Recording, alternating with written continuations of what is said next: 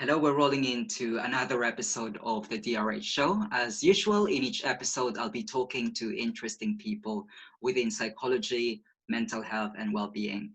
Today, I'm joined by an expert in neuroscience and he's also an author. Lance Moye, thanks for joining me.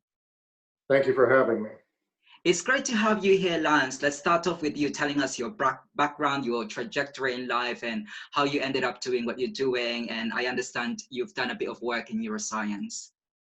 Yes, first of all, my name is Lance Moye. I'm a master's pursuant in behavioral psychology. I focus primarily on behavioral neuroscience, which is the application of principles in biology in relation to the study of physiological, genetic, developmental mechanisms of behaviors in human beings and other animals.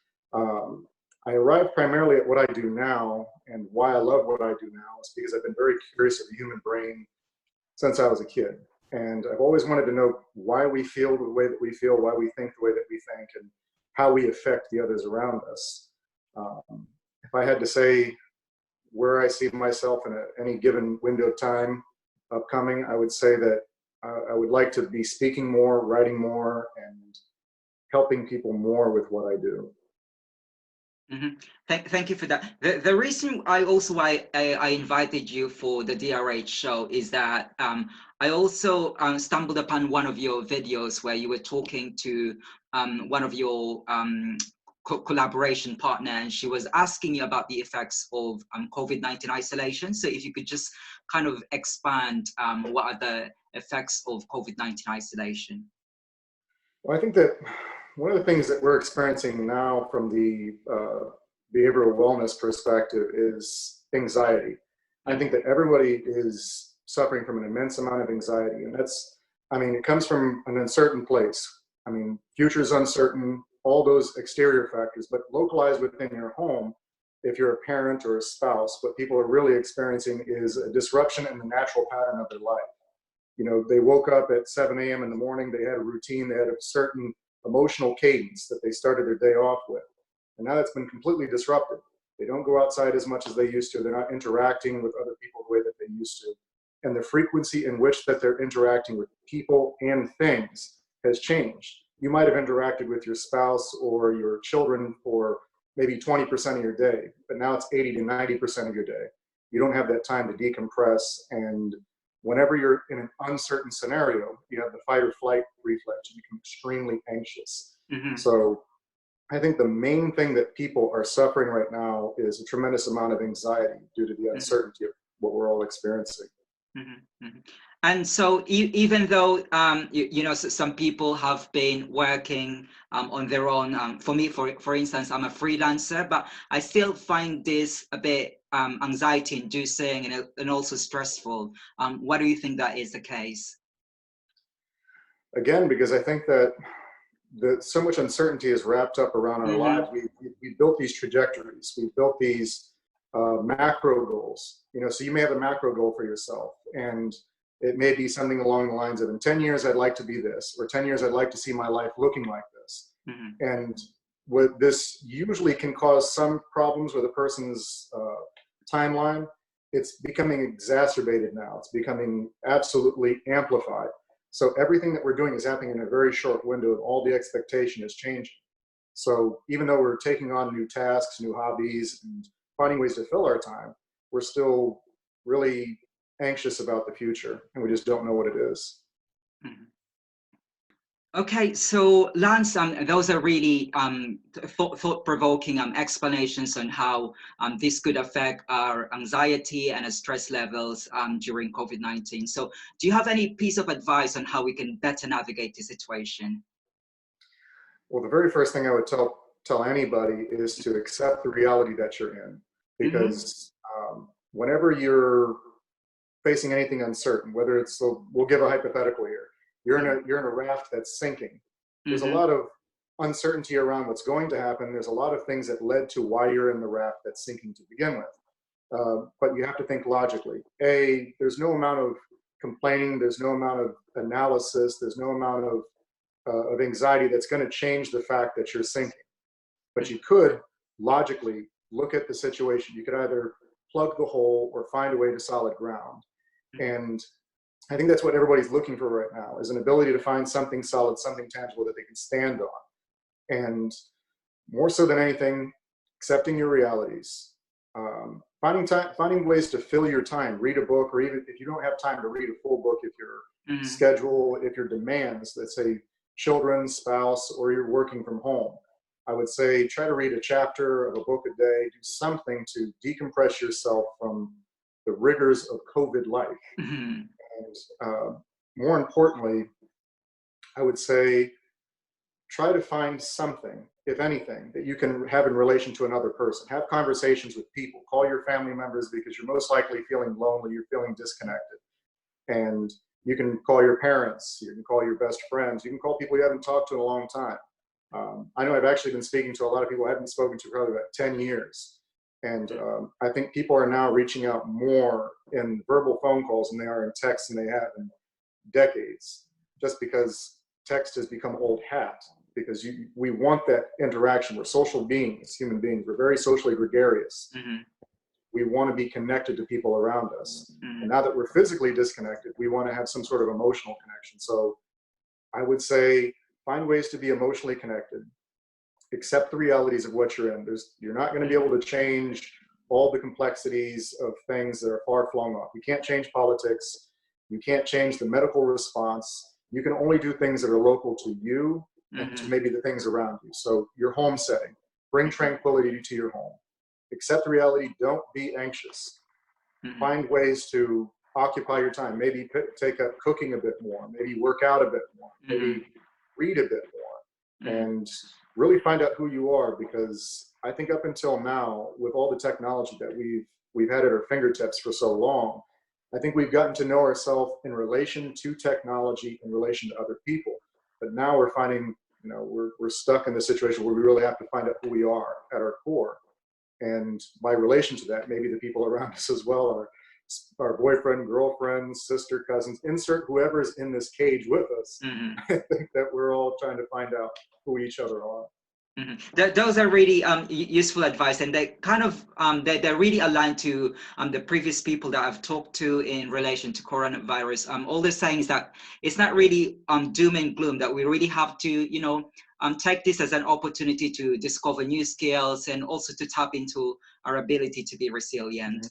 Now, I want to move on to a different topic now, Lance. You have this website called Gainsay. Tell us the backstory behind your website. It's an interesting name.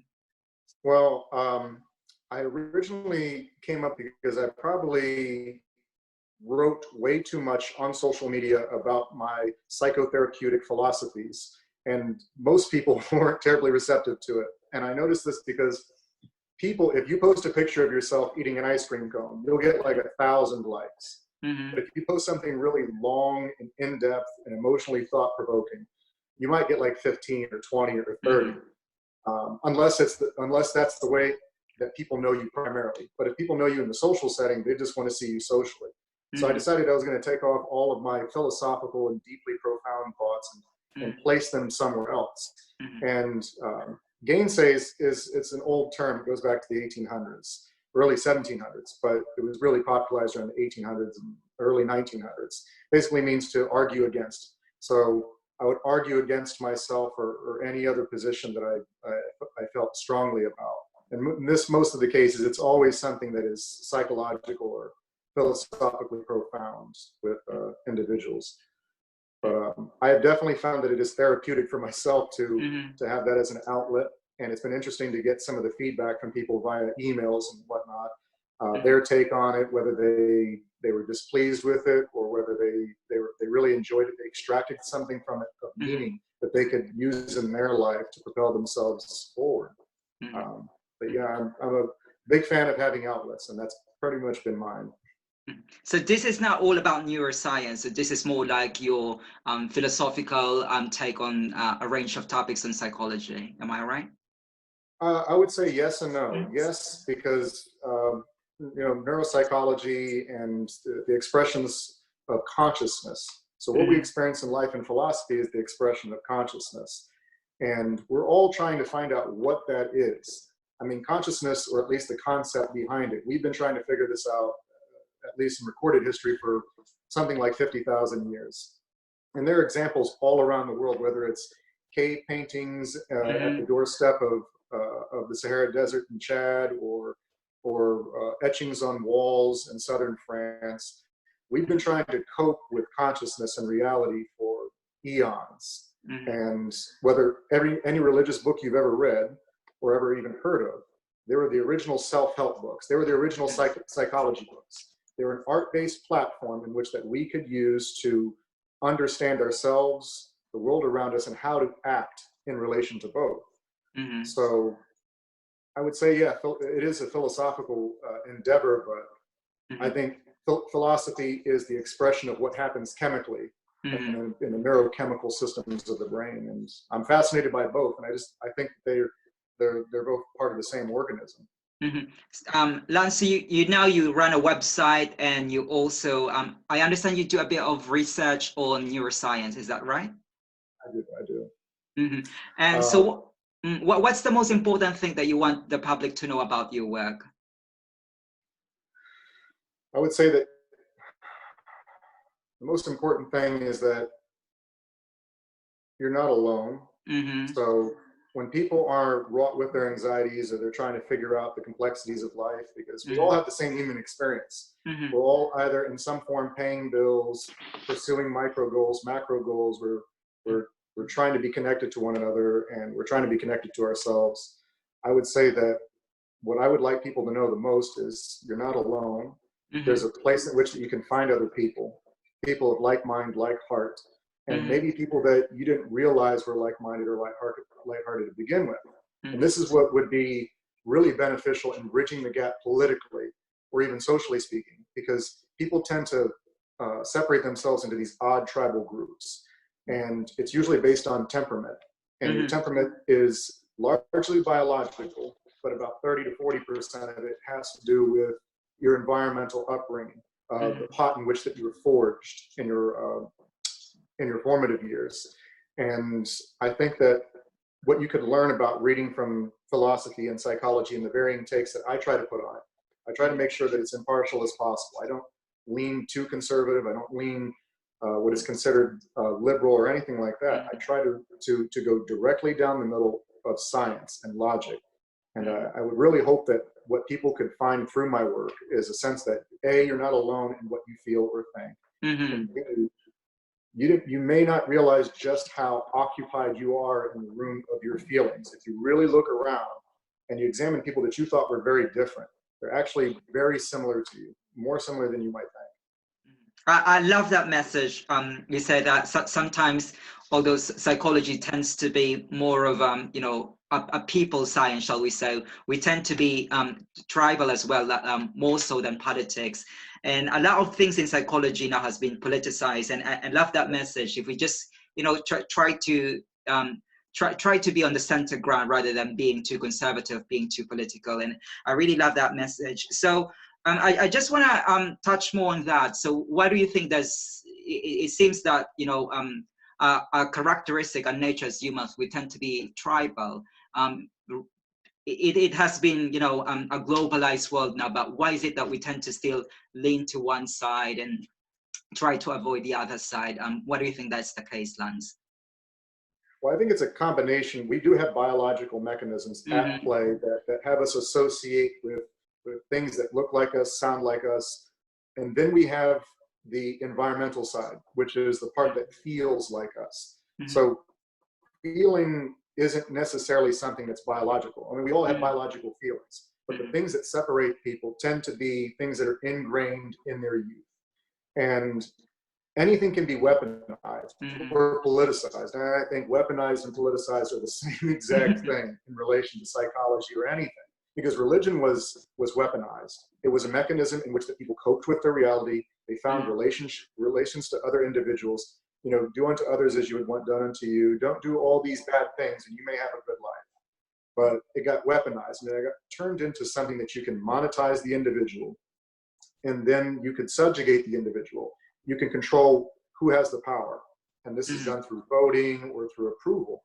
So I would say that the tribal aspects, it's not very biological. It's mostly environmental. And that's the reason why most of the studies that have to do with immersing an individual into a setting that they're not comfortable with, if you do it small and incrementally, you experience a great deal of growth in the individual. They start becoming more accepting of the individuals around them. They don't see the individual around them as a threat for resources.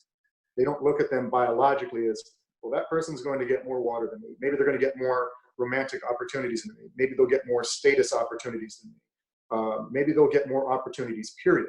But if you start seeing the individual as somebody as a reflection of yourself, and not just somebody who speaks slightly different, looks slightly different, or may have had a different experience growing up, through that immersion, people kind of really become globally connected, and they become locally connected in their global pursuits. And that global pursuit might be something along the lines of getting to know their own culture. So you can live in North Dakota, but still have a, let's say, Caribbean background. And you see people group together all the time. They'll create restaurants and they'll invite people into their culture. And that's really what all these businesses and what all these expressions are. They're an invitation into culture to accept one another and to, at some point in time, use that connection to propel themselves forward. And that's it's a source of pride. It's a source of, it feels good to show somebody your home, show somebody your life. But it definitely doesn't feel good to be invited into somebody's home and have them criticize everything about it. Like, I don't like the way your food tastes. I don't like the way it looks. I don't like the way you look. And eventually everything gets so snowballed into the lower parts of our brain, the very fight or flight, tribal. That's where environment meets biology. And if you can poke the wrong thing at the right time, you can make a person a monster. And I think that's what we've done constantly, especially the last 50 years, I would say that. That was a very interesting take, Lance. Lance, while I was doing my research prior to this interview, I found out that you actually doing a bit of work about helping people to foster a more positive mindset. So can you give us some simple solutions on how people could actually clear their heads and achieve this more positive mindset? Well, I think it all comes down to, and I know this is a camp word, centering. You know, you have to center yourself. And that means to steady yourself. Don't have too many things going on. If you've got 10 pots boiling, there's no way that you're really going to be able to do them, do them any service by letting something burn, letting something be unattended. So you have to master the things that you can master in the moment. And maybe it might be something just as simple as sitting down and thinking about things you hadn't thought of before. Maybe you haven't thought about yourself in a while. Maybe you meditate, and that could be classical meditation, lotus position, or something, like that. Or it could be just sitting with your thoughts or talking with somebody about your thoughts. So you either find relation to yourself or you find relation of yourself within somebody else. I would say look at every opportunity to slow things down. And I'll actually, in a bit, I'll recommend a piece of literature that I found immensely effective in slowing your thoughts down. Because that's what the main malady here is, that individuals, their thoughts are racing so much faster than they can actually act. And it's like you, for example, we cross the street, no problem. But yet if a squirrel darts out in front of you, you whip your head to the right and you can't process what it is fast enough. But you know what a car looks like, because your environment's more based on cars than it is based on living in the forest. So I would say try to master your environment. Clean up your home, clean up your living space, create organization, and then find some sort of tranquility, whatever that is. It could be a hobby, playing a guitar, painting, reading, or maybe learning something you've never learned before. A lot of people have been putting things on the back burner for years. I want to learn a new language, maybe I want to learn German, or I want to learn French, or I want to learn Spanish. Really take the time to do it. Don't procrastinate, because procrastination is by and large an emotional endeavor. It's not something that is a self-worth endeavor. It's something that usually takes place because you're depressed. And if you can center yourself, if you can slow the pace of your thoughts and start to block out the anxieties of the future and really focus in the now, there's an author and speaker by the name of Eckhart Tolle, and he does a really, really wonderful job at speaking to living in the moment. He actually wrote a book called The Power of Now. He's been featured on Oprah, and he's got tons of workshops that he does across the country. Across the globe. And he really just encapsulates what it means to live in the moment, and to not let the exterior anxieties of macro goals ruin your life. And Lance, is there a particular individual which has the greatest influence on your work? If I had to narrow it down to two, because any individual is a summation of the thoughts of everybody who came before them. So if I said Carl Jung, then he would be influenced by like 4 other different psychoanalysts during his time.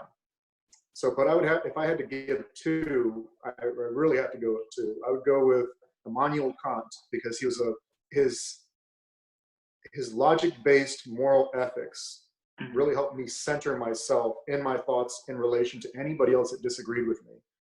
And I learned from Kant that you're not entitled to your statement unless you can really argue the inverse of your statement.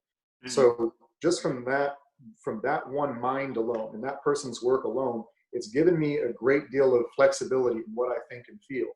So I'm not tremendously analog in regards to, if I dig my heels in on a position, I'll really listen to somebody else. I'll exhaust every reference until I find some sort of common ground or a logical footing. But outside of him, I love Maya Angelou. Maya Angelou, I know she's classically considered a poet, but I think even great poets they're therapists in one way, shape, or form. They're explaining the human experience in some literary, beautiful articulation. And she has so many wonderful, wonderful quotes that can help you think of your world, think of your life, and how to live forthrightly. She had one quotation about virtues. So there are about 7 to 14 classic virtues of what it means to be a good human being. And she put at the very top of that courage, because she said without courage, no other virtue can be ever entertained or engaged in. Like you can't engage in patience without being courageous. You can't engage in charity unless you're courageous, because to be charitable, you have to be willing to be courageous enough to give away something that is a resource of yours, whether it's your time, your emotion, or your monetary gains. You can't be patient with somebody unless you're willing to be courageous enough to accept that on the other end of it, you may not get what you want. So courage always seemed to be something that she spoke about deeply. And I love both her and Immanuel Kant, because they beg for logic and interaction. So those are my 2. Sorry.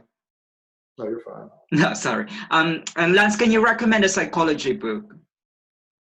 I think I'd have to recommend 3.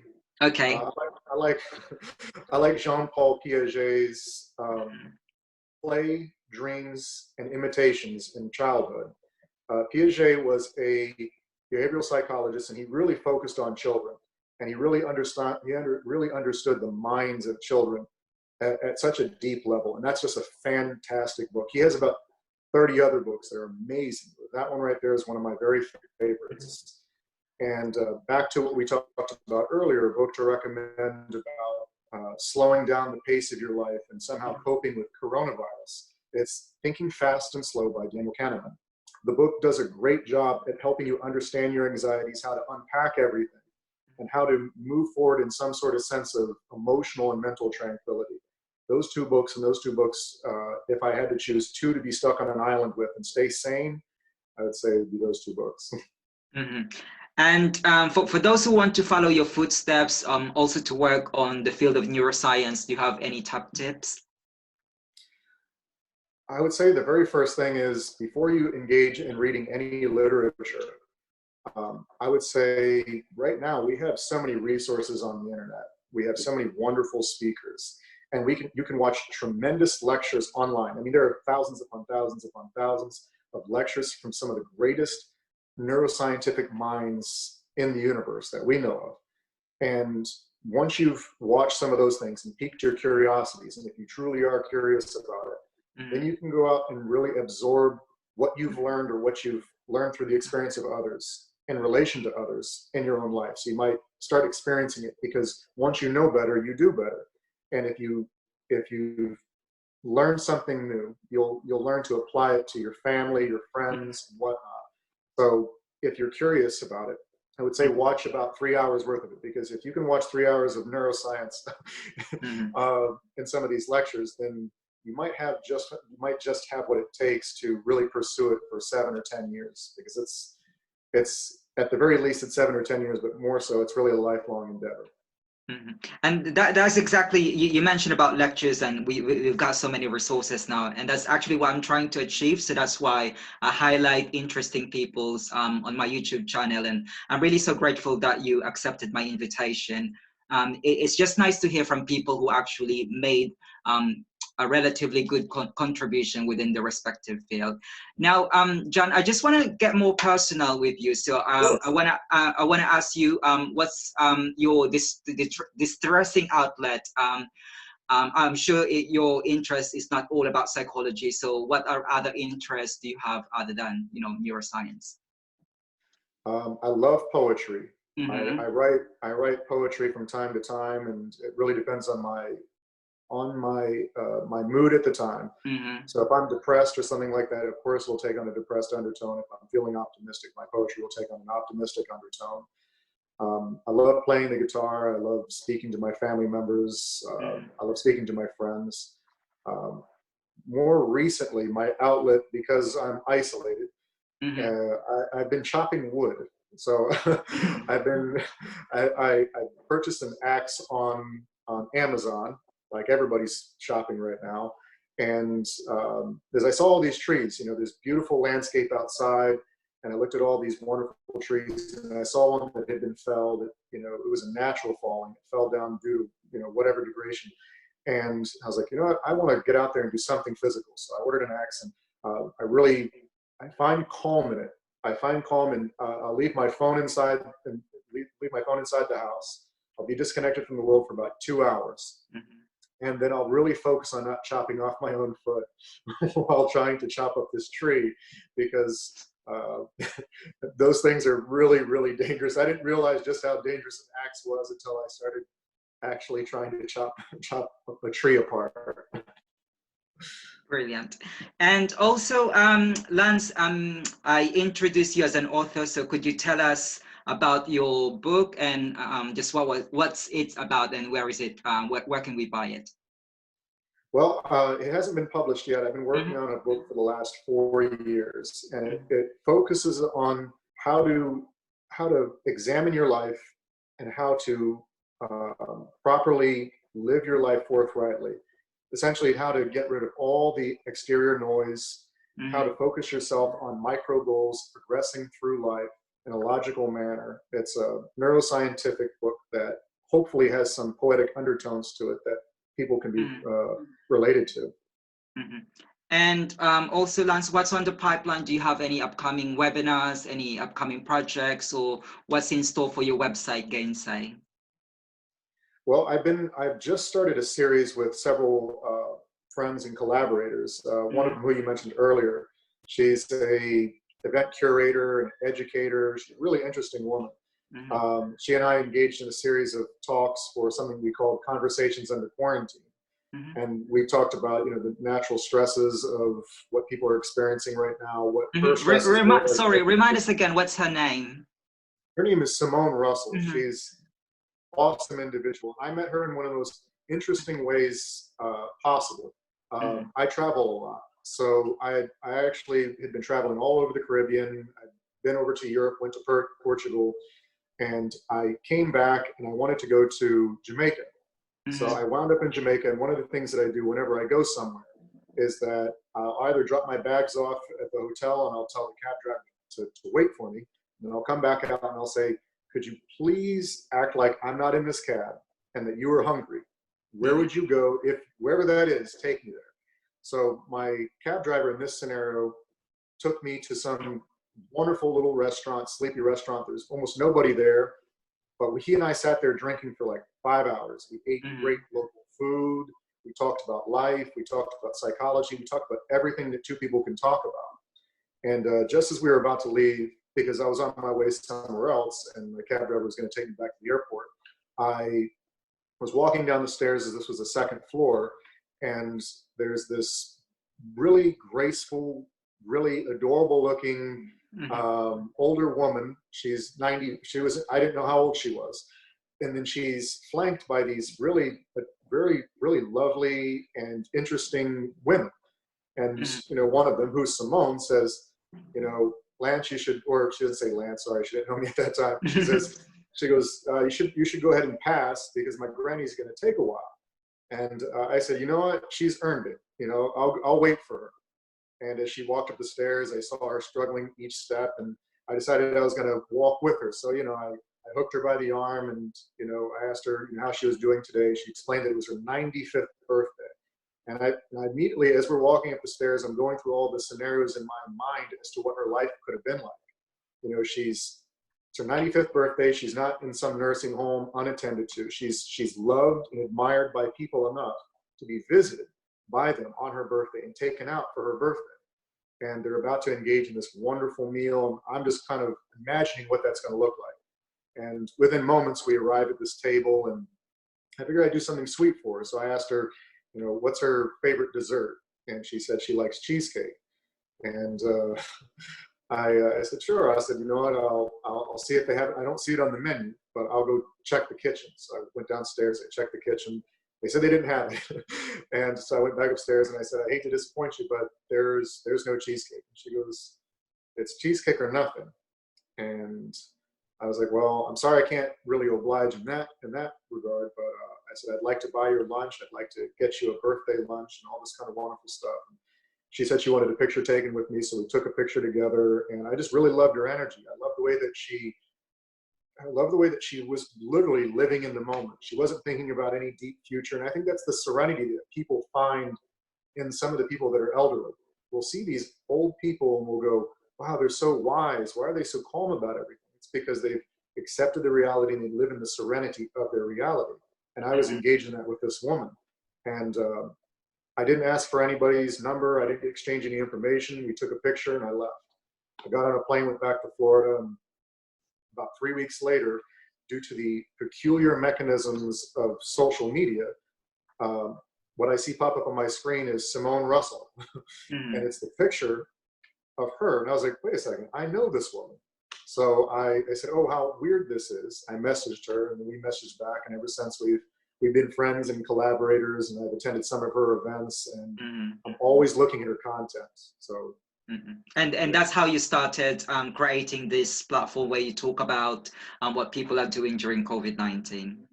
Oh yeah, we were we engaged in a series of phone calls, and we were talking about some of the madness, the political stuff, some of the stuff that she experiences as an educator, and some of the stuff that she experiences personally, going through it. And I said, wow, this is a great conversation under quarantine. And that phrase stuck in my head. So the next time we talked, I said, hey, would you like to do something like this with me? I'd like to do a series of podcasts or a series of conversations that I'll post on social media.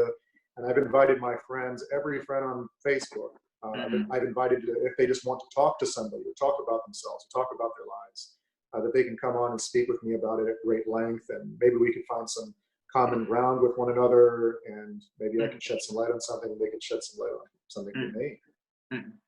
And on that subject about coronavirus, I just came up with this question.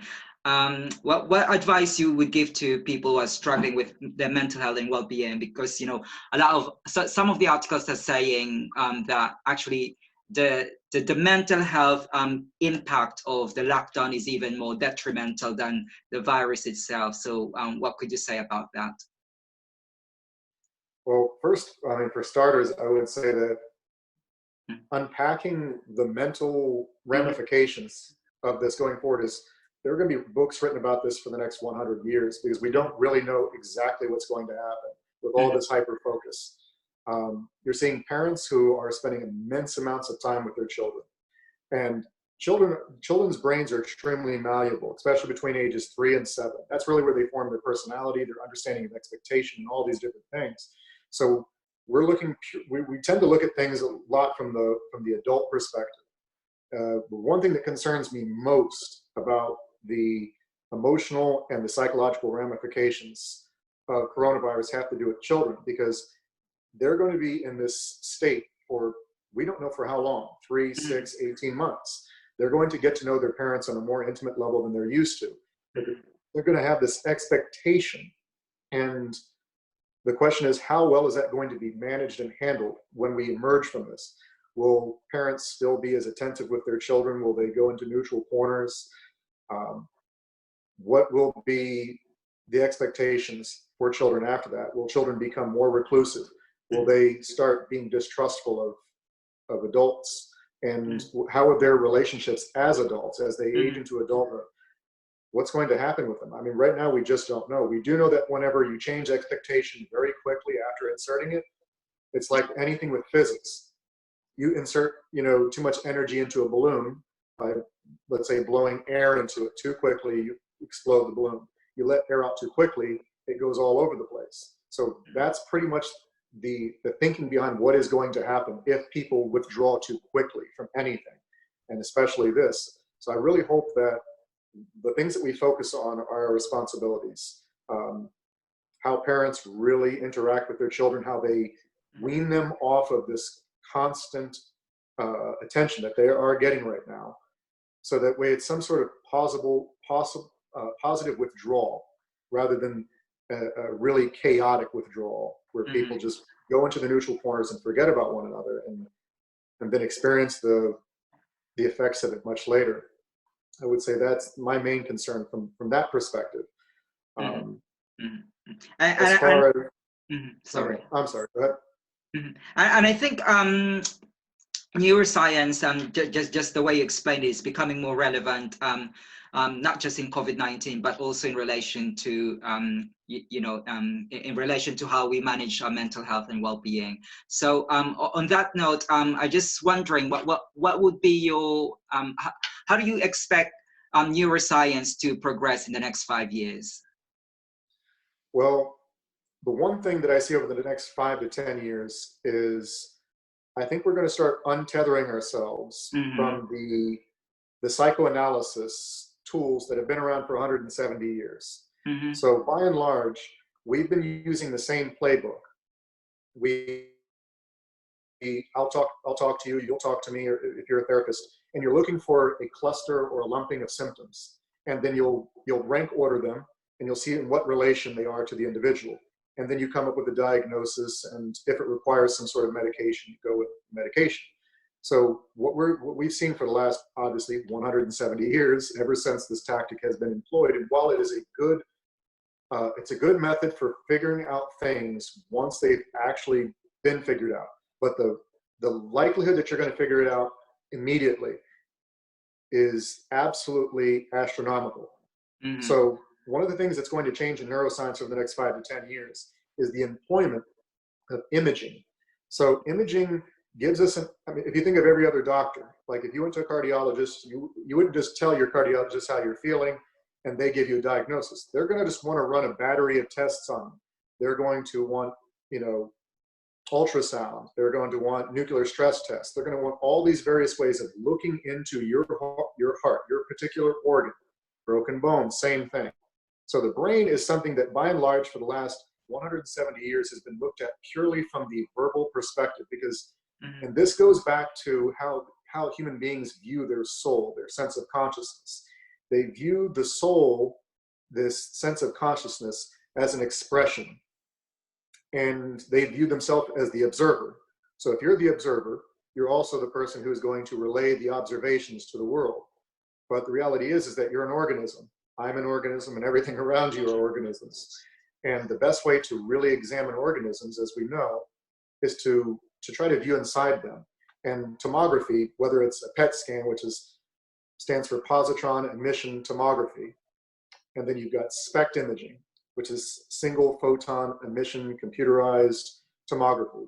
These are the two ways that we look at the human brain. And you can actually, if you ask a person a series of questions or give them some version of visual stimuli while they're connected to an observation platform like a PET scan or a SPECT scanning, you'll get a marker as to what their brain is actually experiencing chemically and neurochemically in the brain.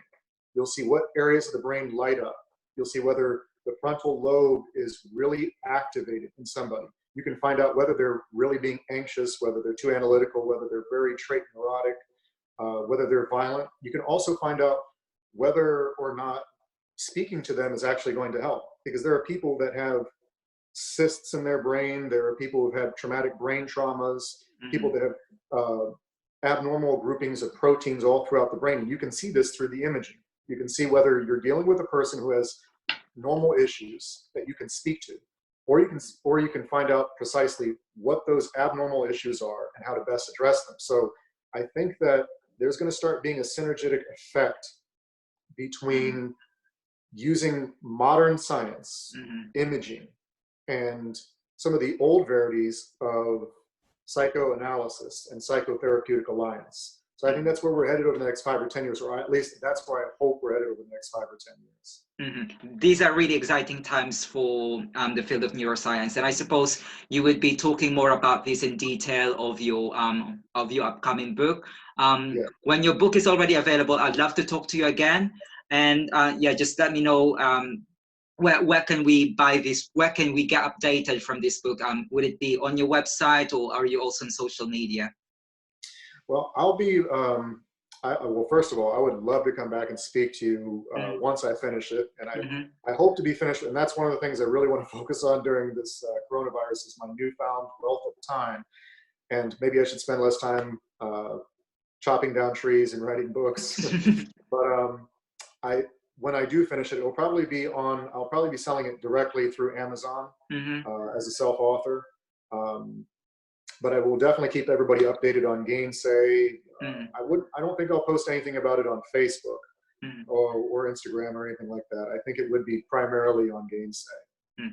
On Gainsay. Okay, so I'll put the link on the description back to Gainsay, and I look forward to having you again on the DRH show to talk about your book. And finally, Lance, I always ask this to my guests, what's one thing about mental health and well-being that you think we should talk more about?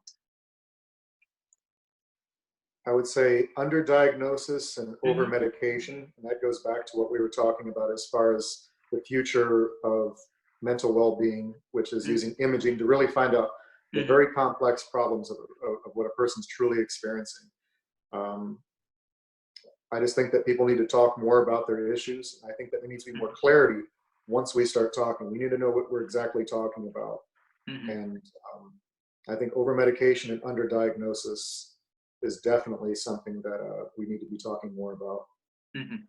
Well, Lance, it's been an insightful conversation with you. Thank you for accepting my invitation, and thank you for sharing your time and expertise. I look forward to hearing more about your work. Thank you so much, Dennis, for having me.